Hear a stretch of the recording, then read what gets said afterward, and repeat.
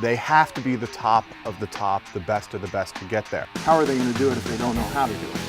Well, what they do is they come to film school. I'm going to be real and say it's a hard job to get. I don't think it's as dramatic as you think it is, and that's where I would disagree with you.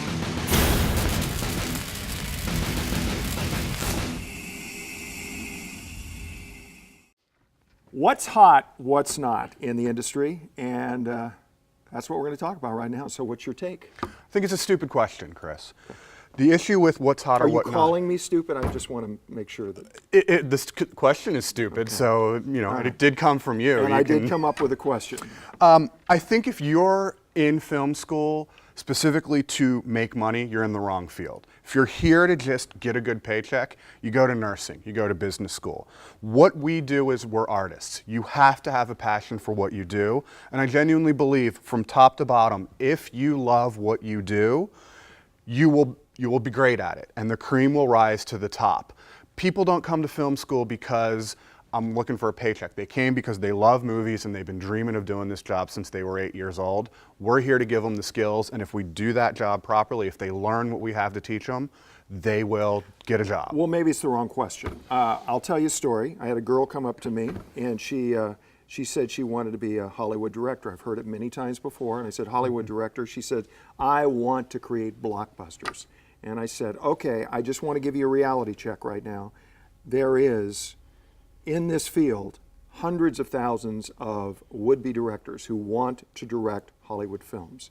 It is a fraternity of sorts that is actually what directs the Hollywood films. And I said, of that fraternity, which there's just a minuscule group that really is allowed to direct those films, 1% of 1% of 1%, there's still, in that minuscule group, only 3% women. I said, your chances are much better winning the lottery than to actually become a Hollywood director.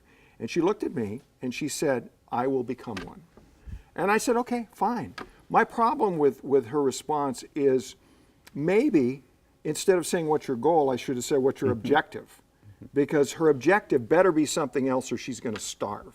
I think there's a difference between what the students' dreams are and giving them a reality check. I think they need to go out knowing these jobs are hard to get. They have to be the top of the top, the best of the best to get there. And if truthfully, if I can sit there and say, it's been your dream to be a director since you're 8 years old, you know, it's a really hard job to get, and they go, oh, I don't want to do that. They weren't going to make it anyway, because you have to have that dogged persistence. And they should know what the nature of the industry is.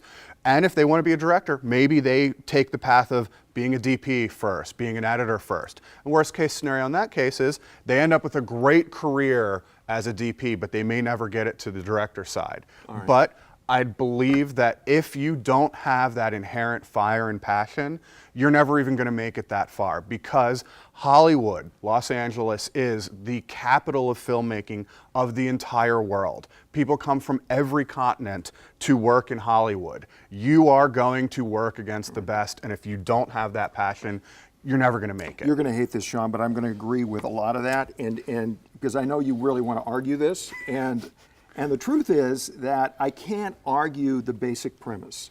Okay. I can argue based on students who have the wrong concept of a career and come in with a lot of passion for that wrong concept.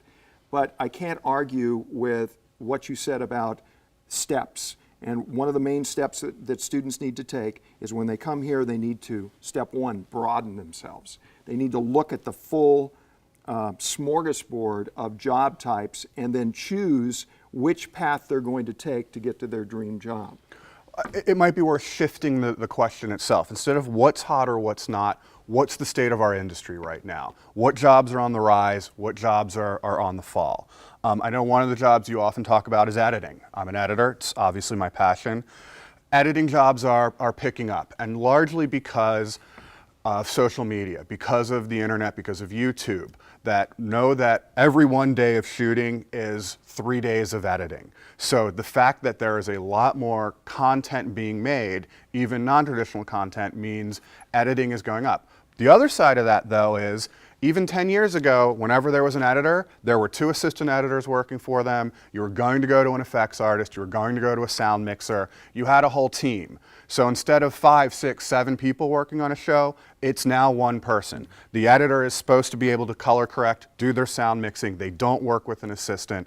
They're not having that full team with them. I'm going to throw out a couple of things here, objective-wise. Objective-wise, you might jump into corporate America, which is right now exploding in job growth in the area of editing, because they're seeing that need. Because in social media, you have to have things on YouTube. You have to have little clips that are running. How are they going to do it if they don't know how to do it? Well, what they do is they come to film school and they grab editors. They pay them a decent wage, you know, $25,000 with full benefits, and those former film school students jump in and have a good starting point, an objective, before they go to Hollywood. Point 2, DIT, digital imaging technician. A lot of editors start as DIT, and there's a lot of room for it. Is it a full-time great position? Not on this side of Hollywood. I mean, on this side of Hollywood, you get in there and you get paid fairly cruddy wages, maybe $10 an hour. You come in, you're pulling cards, you're downloading it, and you come back and plug back in the card at the end of the night. You have to download all the footage and have it available for the editor. So those are 2 things that I would suggest for editors, and that's one of the reasons that I get calls all the time for editors. But on the first job you're talking about, you're basically a corporate shill. You can sit there, and I don't know that that's a job I want our students going into. I don't know it's a job I recommend.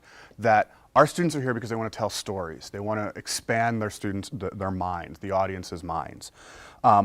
What job you're talking about is I'm making marketing videos for real estate agents, doing the same video But it's a start. 10 it's a times a day. I know. But do you think that job actually gets you to where you want to go? well, I think think it's it's better that the students work as assistant editors or low pay on independent features, because this corporate work, it pays, but you quickly end up 20 years later doing the same thing. I will be able to tell you an answer to that in a couple of days, because one of our former students who started in corporate is trying to get into Fox 10 in a position of creating promotional pieces. And I'd like to see if he can do that.